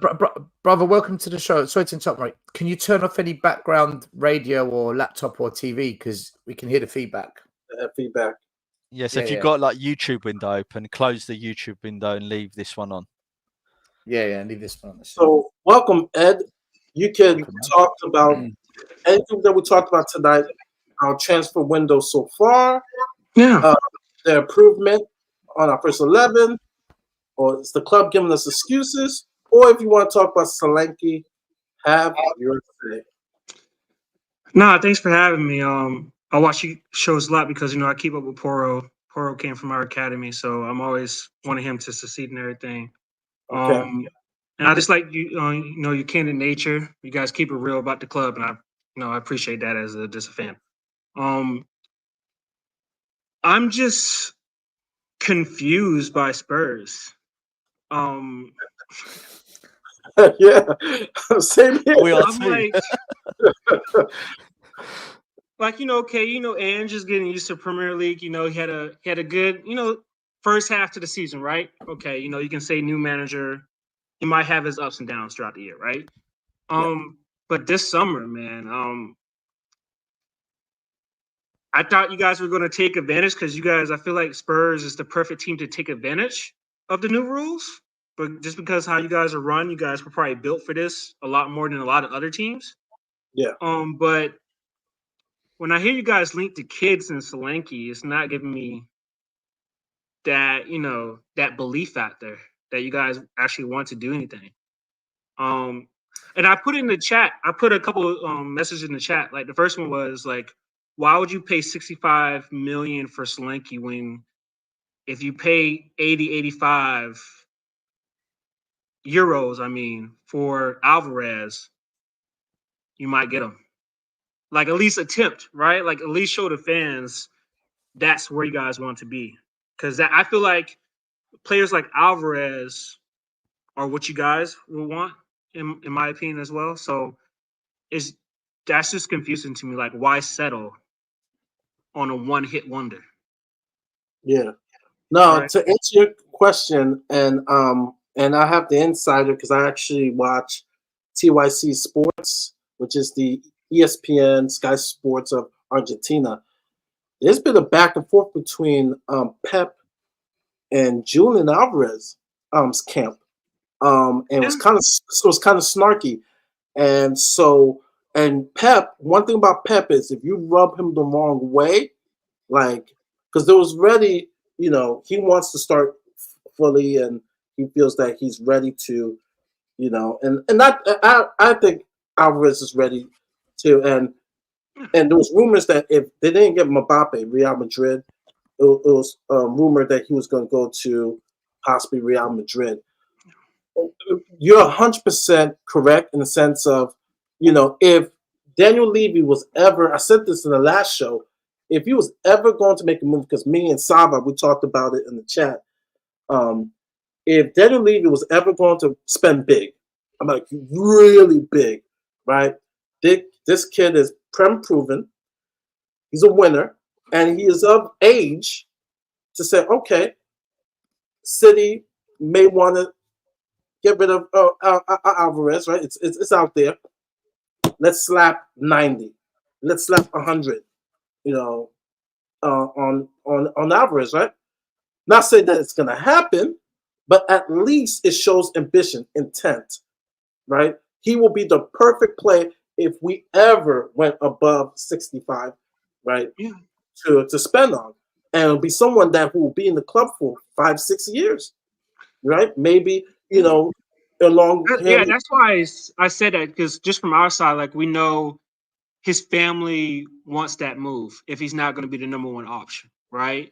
Of course, they would probably want to be in Spain, but besides Madrid, nobody in Spain has money, right? There's been a lot of reports now that PSG have started testing waters with us, but I'm just like Spurs, London, he'll be the main guy, and I think he'll be happy in England if he was the main guy. Now, like he's only on 80K right now. His wages will probably have to go up, right? But I think that's the new, especially after Harry Kane leaving, that will be a guy to have front and center. So, Yeah. because I'm Who's looking your at the club, front three. Ed? What team do you actually support? Oh, Man City. Man City. Oh, Okay. right. Okay, I see. Yeah, I'm in the US. I'm in the US. Yeah. So about the beef. Well, Yeah. No, I know. Yeah, I know. That's what I'm saying. Yeah. yeah, yeah. There is. Yeah. His family has indicated that if he's not the number one option, they would like to move. Ed, do you feel threatened by Spurs and Ange? Do you look at Spurs and say, do you know what, these guys could cause us problems next season? Do you have any concerns? Be honest. This is an honest channel. We don't want you to sugarcoat things. You know, if the answer is yeah, explain why. If the answer is no, why not? No, like the only thing I associate with Tottenham is like I know it's going to be a hard place to go away. That's about it. To be honest, like I mean, you guys are always like a consistent 4th, 5th team. So it's not like you guys aren't a good team. It's just that in big moments, I haven't seen Spurs with that type of mentality, if that makes sense. So as of right now, no. The reason I ask is because you know what the winning formula looks like. Whereas at Spurs, we kind of make up formulas as we go along and hope one of them sticks. And, I mean, but like it's you guys like it's hard to like. I know as Spurs fans, you guys probably feel this way. Like you guys have like always have. I want to say 3 or 4 quality players, but they don't fill out the team with quality players. And especially with an attacking-minded coach, those players with not that much quality are going to be front and center because they're going to have to be on 1v1s. They're going to have to actually showcase talent. What's your? He's trying not to laugh. We're getting rinsed. What's your honest opinion on Timo Werner and Brennan Johnson? Because these two divide a lot of fan opinion. When you look at those two players, how do you feel? I think the book is written on Timo. I think that book is already written, is done. There's not over here in the US we say you can't teach old dog new tricks. Timo, yeah, we said that too. We said the same thing. He's an old dog. We already know his formula, right? Brennan, like a lot of teams now, that's a potential signing, right? Like maybe he can hit heights, maybe the Spurs seeing him. Would I want my club to sign him? No. Especially, how much you guys pay for him again? Why not? Why not, Ed? Why would you not sign him? Yeah, I mean, more just because of how we play.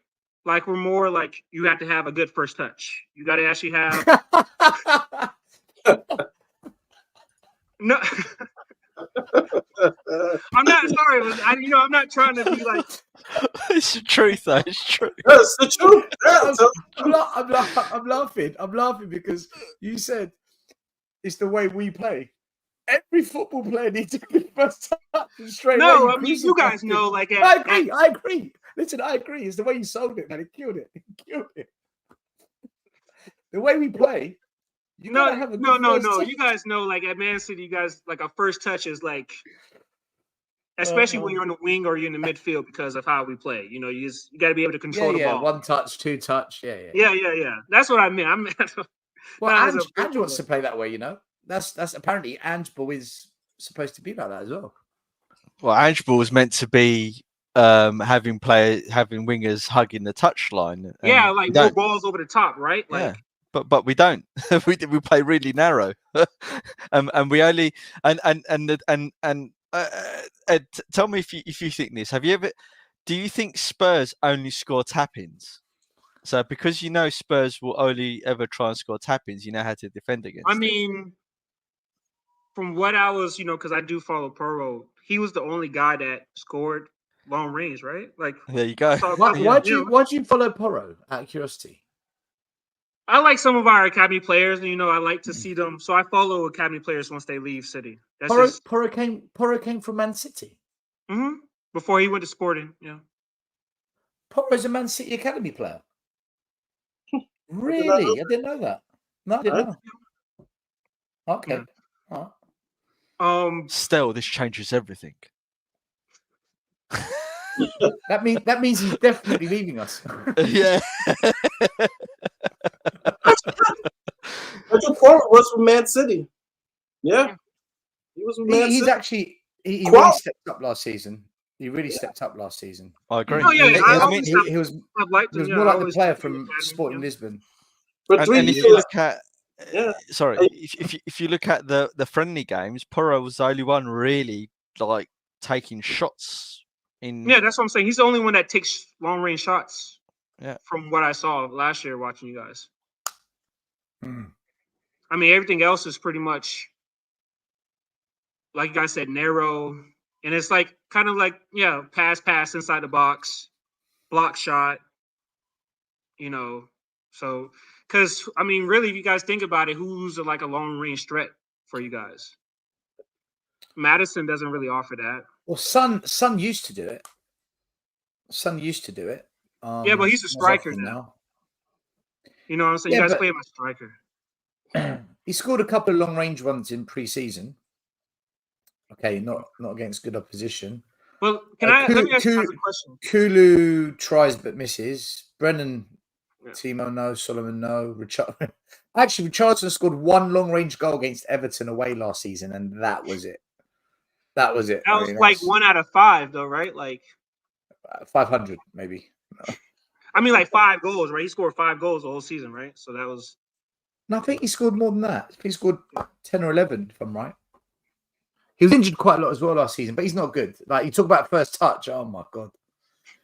No, but let me ask you guys this because I'm interested. Like, where would you rank your front three in last season's top 10? Where would you guys rank it going into the season? With or without Son? You can, put Son in there. I mean, put Son. That changes a lot. It does. No, it does. Yes. I can tell you the teams I believe who have a better front three right now. I will put Newcastle because I was watching them the other day. Isaac scored a beautiful goal. They have Anthony Gordon and they have what's his name? Even those two, right? 2 out of the 3 are better. So I'll put Newcastle. I gotta go with West Ham. They're actually having a really good summer. Liverpool is looking scary with on slot. I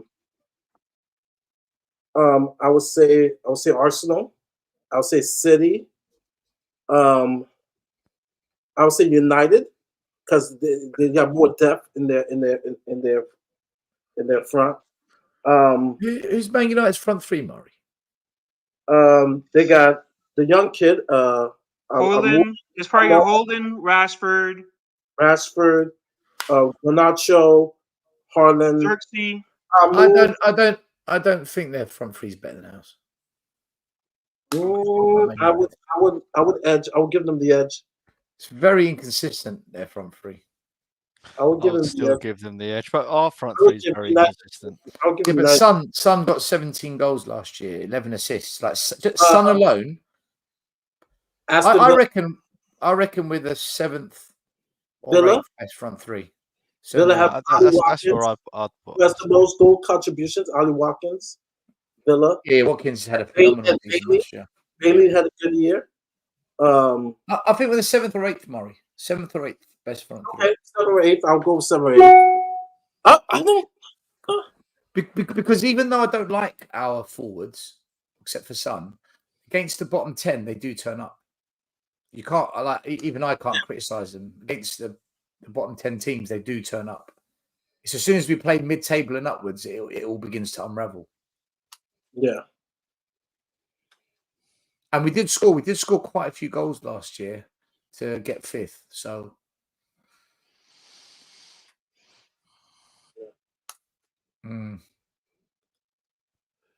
yeah, he was at City, and he probably played some academy games. He was at I did not know Pedro Porro was an academy player of Man City. I didn't know that. I knew he played in Portugal and from Lisbon, and I knew he had a link to City. I did not know he was in their academy though. Yeah, he was first at Peralada,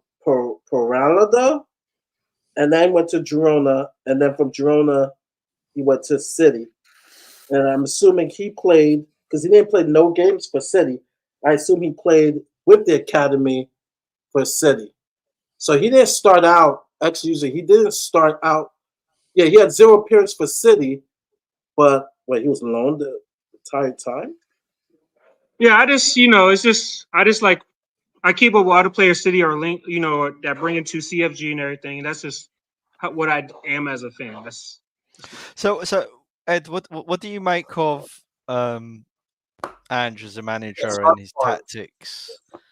Because last season he got compared. They say these guys basically copying Pep Guardiola's football.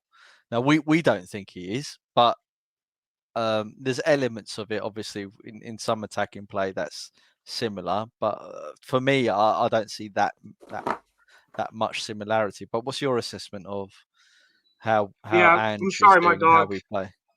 You might hear some back. My dog is just going a little bit crazy because it's raining over here. But and as a manager, like I felt like he did well for his first year. I agree. I feel like he did well, but I thought he would have adjusted sooner than he did. Just because it was very apparent you guys were conceding a lot from just transition balls or just balls over the top, just because of how you guys play fullbacks, right? I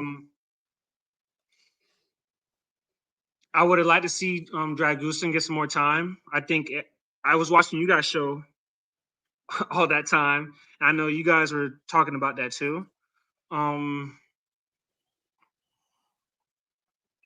Overall, I'll probably score him like a 7. I'll say a 7, just because you guys did exit out early on a few in the cup competitions, if I remember correctly too. So I'll give him like around that 7, 6, 7. And we lost to you without even having a shot on target.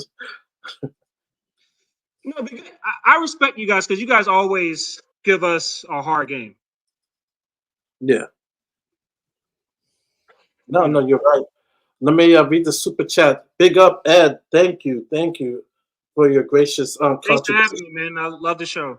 Thanks, Jen, for your great Cheers, content. mate. Thank you. Ed, before you go, definitely on the private chat, can you put your information? Because I actually want to bring you back on. Because normally we have our North London as ours, but we want to have you back after the transfer window closed. Because I'm thinking when we have the Arsenal guys on, we'll pose that question as a City fan. Do you feel Arsenal has maybe closed the gap in regards to their signings to you guys? So I would love to get you back. Can you type your information in private chat? Do you see it? Yeah. I can do that.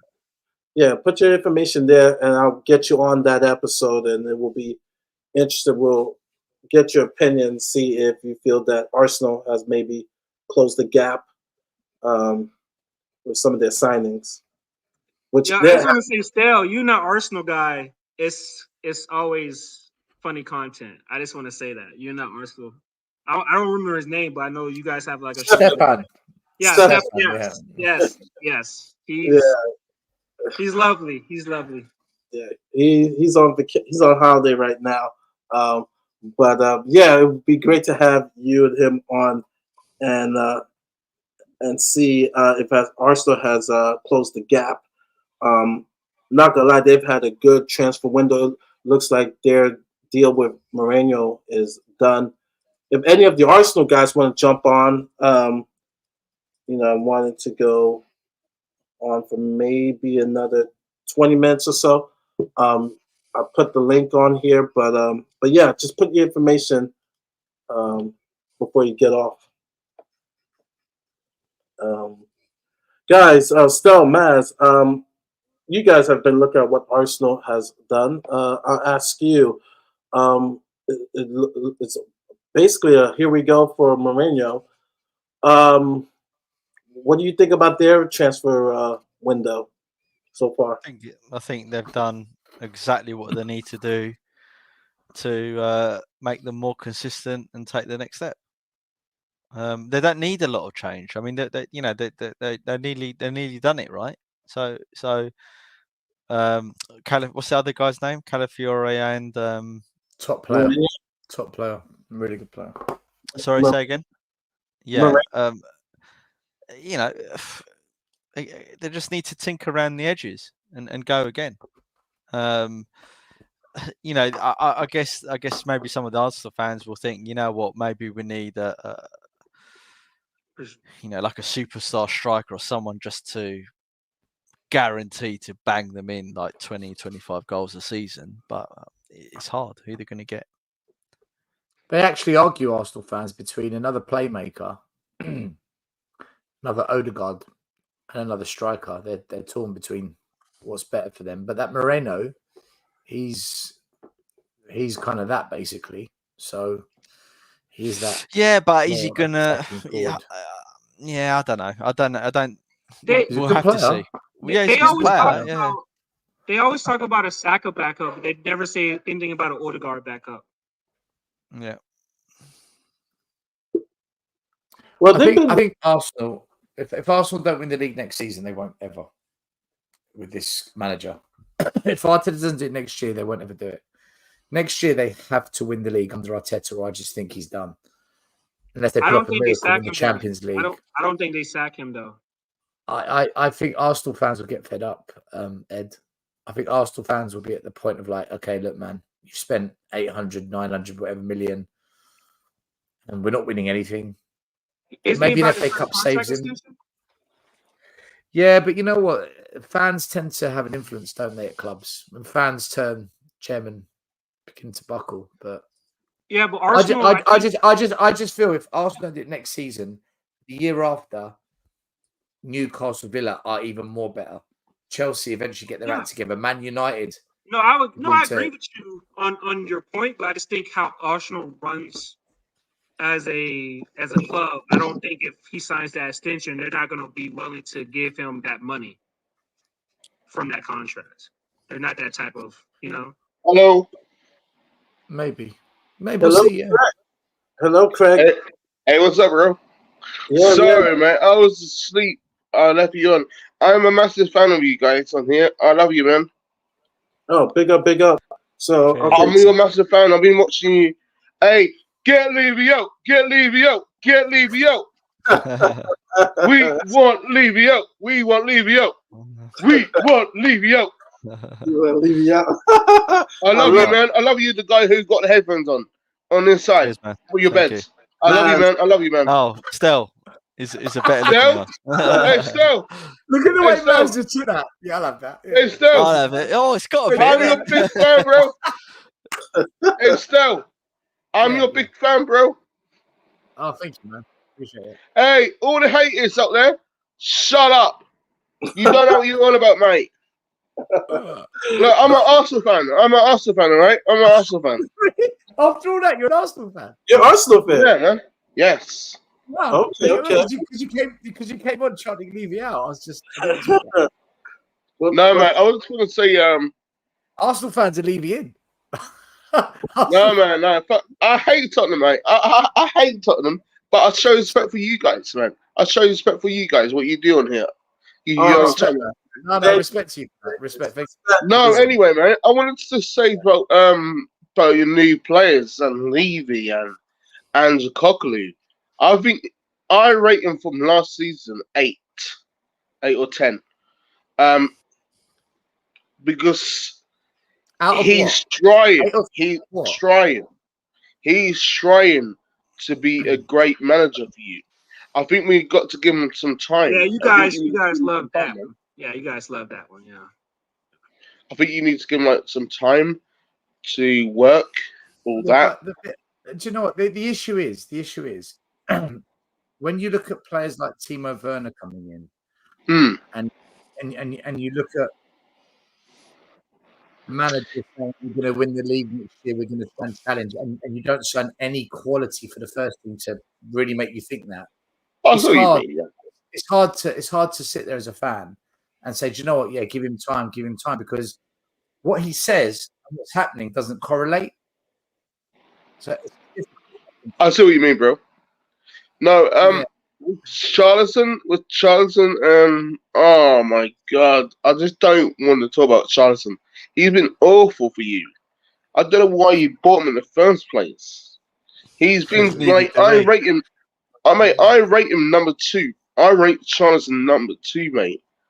I rate Charlton. I don't want him to come to Arsenal, and you should not sign Charlton at all. He's been flat like a pancake. You know what I mean? It's just like, I don't know. I think you got a building job to do.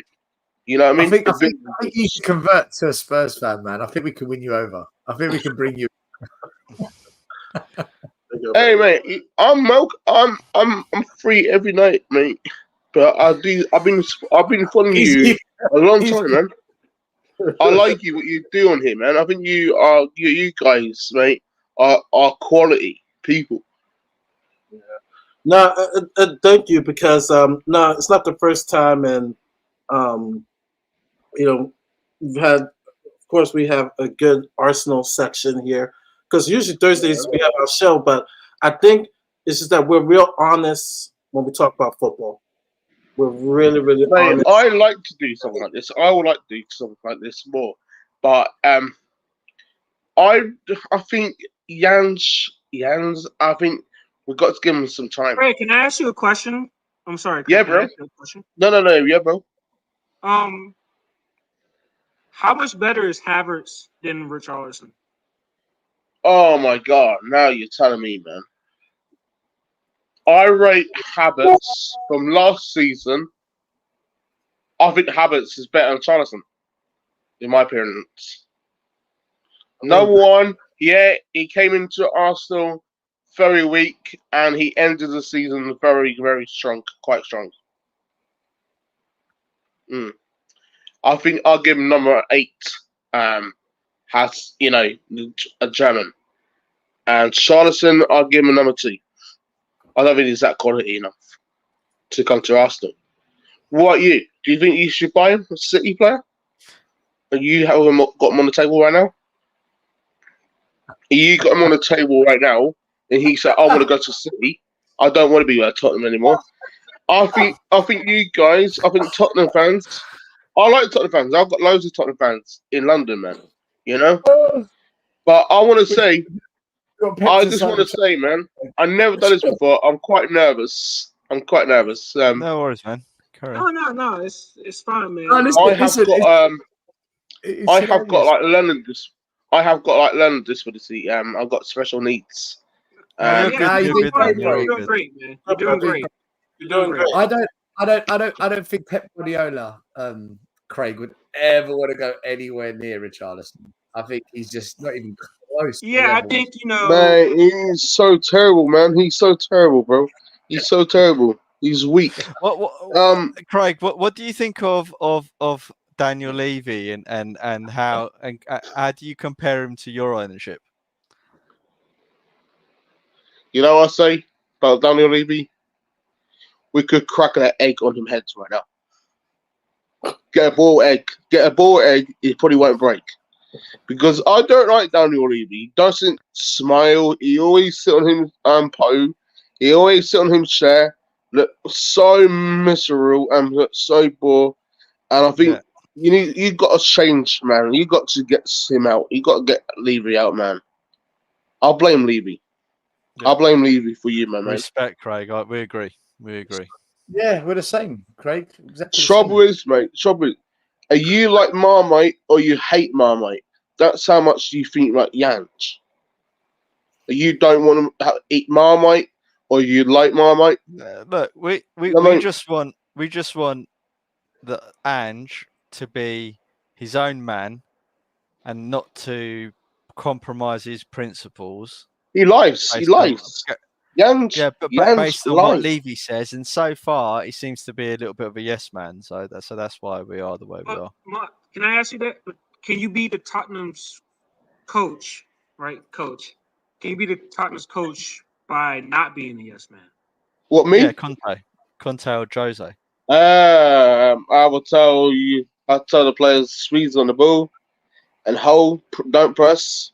Relax. Go forwards.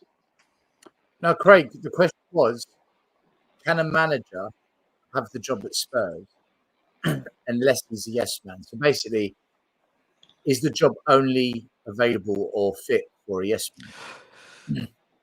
That's the question. I think is a. I see what Jan's trying to do. I think do what Jan's do and what Arteta do. I think pretty fairly. I think Jan's been in he's Australian, but I think it's hard to be a manager.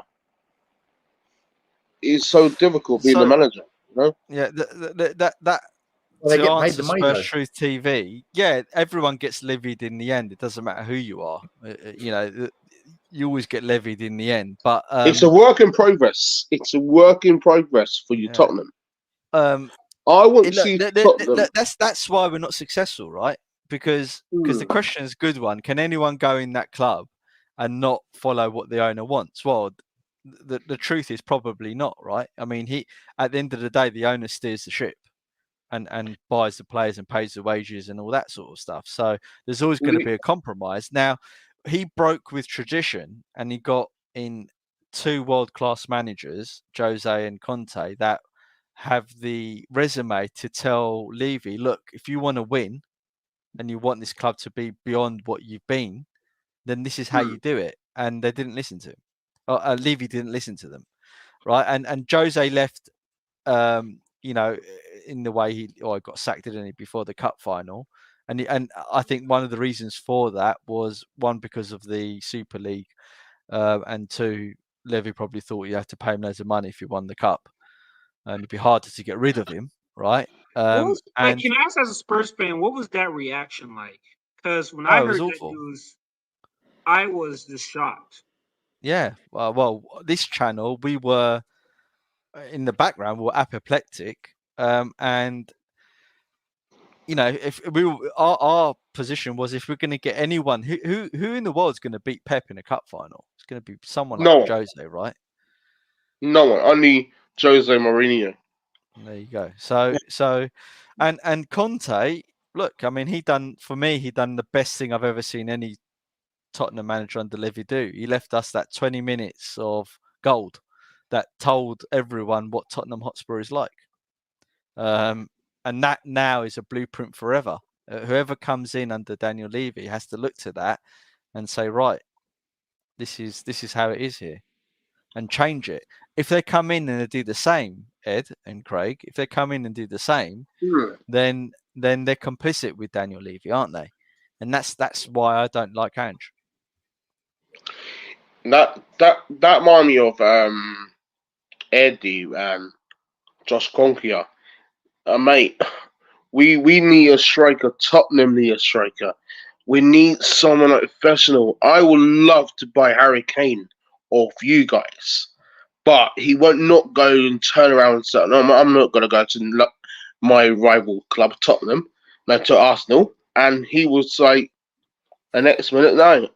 I think the trouble is, I think Arsenal, the last 2 years when we was in, I don't know you guys remember when Arsenal finishing a top 8. That was horrible. I thought Arteta needed to go. But anyway, from Tottenham, from last season, mate, I think it's down to Levy, not signing much players. Greg, let me ask you a question. You know, your Arteta finished eighth, and then now, you know, 5th, and then finally second.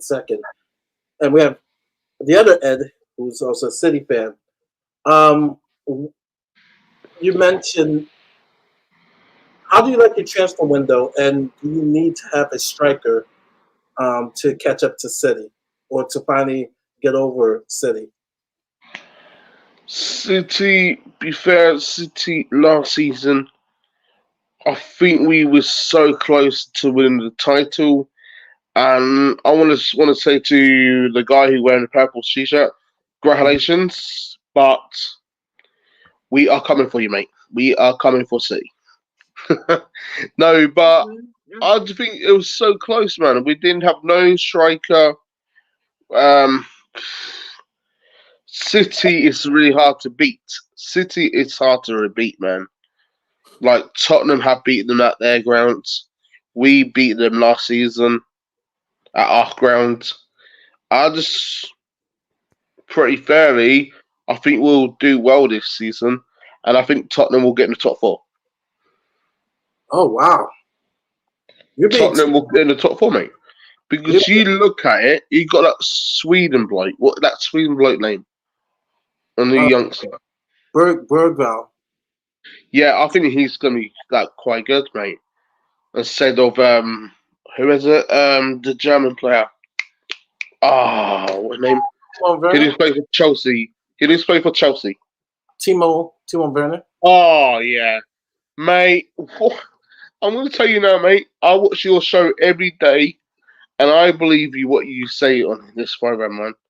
I think he's a waste of space. I will hate him to go to Arsenal. But if he's a waste of space, you still think I we can mean, make? he's not with it. He's not with it, mate. He's just like sleeping when he passes the ball. No, I agree. No, I agree with you.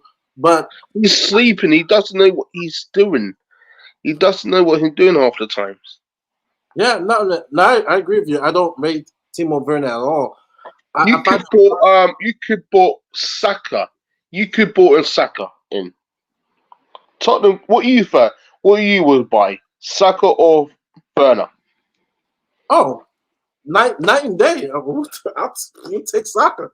I mean, yeah, that's an easy question. We would take soccer and Saka. Yeah. But no, man. I just want to come on here tonight to say I'm your massive fan, guys. On here, I think you're doing an amazing job on here. I want to give you an applause, and I do please say to you guys. And I watch you whenever I go to bed, and I laugh at you what you say to us about your ownership. And we've been from Arsenal. We've been what through Tottenham what is they going through right now. Can't buy players, and they want to buy players. Been going through it for 3 decades, though. Yeah, exactly. We can't get a striker in. We bought the guy from Italy, and I think he's gonna be quality.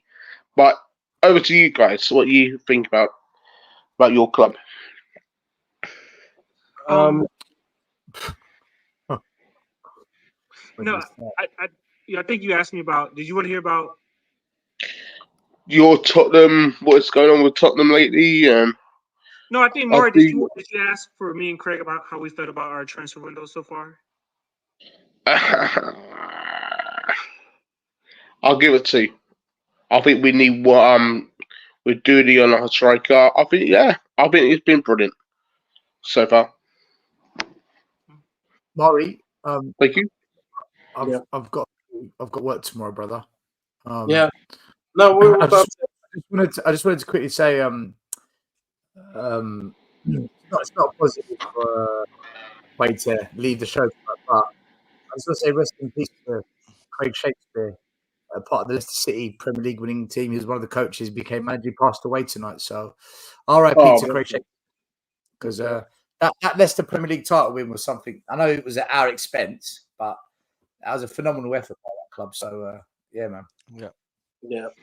Well, we've hit the 2-hour mark, and I want to thank Craig for jumping on, Ed for jumping. All right, man. All the best, bro. Yep. And we will be back. We will be back on Monday. For our Monday show, and then not next week, but the week after, we will have our preview show of North London's Hours. We'll preview Tottenham season, of course Arsenal season, and then the rest of the Premier League. We'll make our predictions. It's gonna be a wild show because some predictions were right, some predictions were wrong. If you remember last year's show, so it's going to be crazy. Any last? Mm-hmm. Yeah, so I was just going to add as well. Next week on Tuesday, I'm live with Stefan. Every 2 weeks we're live. So next week I've got a show with Stefan. And when I come back from my break, towards the end of August, every Wednesday or every 2 Wednesdays, I'm going to be starting a fan show. There's a lot of fans have emailed me their numbers or sent me numbers to get them on.